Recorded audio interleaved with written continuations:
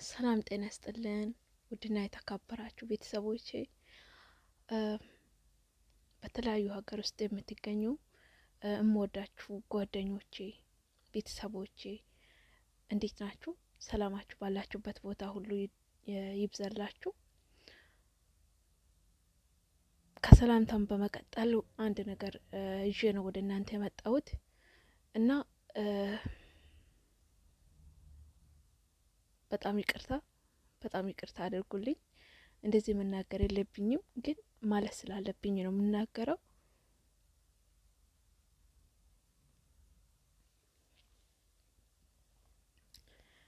ባለማወቅም በማወቅም ያሳዘንኳችሁ ጓደኞቼ ቤተሰቦቼ ካላችሁ በጣም ይቅርታ አድርጉልኝ። ይሄ ሶሻል ሚዲያ እያለ ያው ምናልባት አንዱ አንዱን ማስቀየም የማይቀር ነውና እና በእኔ የተቀየማችሁ ካላችሁ እኔ ያስቀየምኳችሁ ካላችሁ ምናልባት በሆነ ምክንያት እናንተን አሳዝኛችሁ ከሆነ በጣም ይቅርታ አድርጉልኝ። በጣም ከምነግራችሁ በላይ ይቅርታ እና በጣም ነው የምወዳችሁ፣ በጣም ነው የማከብራችሁ። ባላችሁበት ቦታ ሁሉ ሰላም ሁኑልኝ። ክፉ ነገር አይንካችሁ።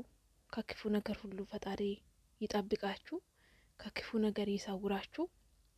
እናንተ ከምታስቡት በላይ ወይም ደግሞ እናንተ ከምታቅዱት በላይ ፈጣሪ እናንተን ይጠብቃችሁ።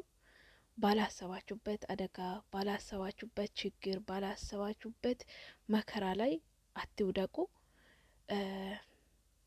ምናልባት ታናሾችም ታላቆችም እኩዮችም ልትሆኑ ትችላላችሁ። ይህንን ቪዲዮ የሚሰሙት ማናችሁም ሆኑ ማናችሁም ብቻ ከሚያሳዝን ነገር ከሚያስደነግጥ ነገር ፈጣሪ ይሰውራችሁ ይጠብቃችሁ እያልኩኝ ወደ እናንተ የመጣሁበት ነገር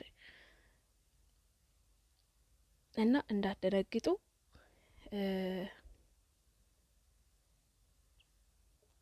ምናልባት ያው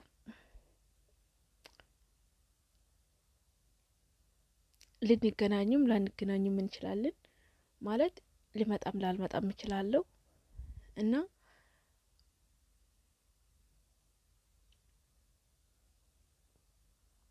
ብቻ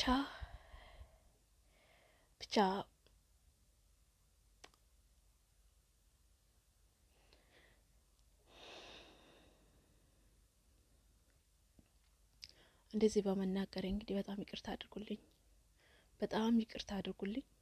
በጣም እና በጣም ከፍቶኛል፣ በጣም ደብሮኛል፣ በጣም አቅቶኛል።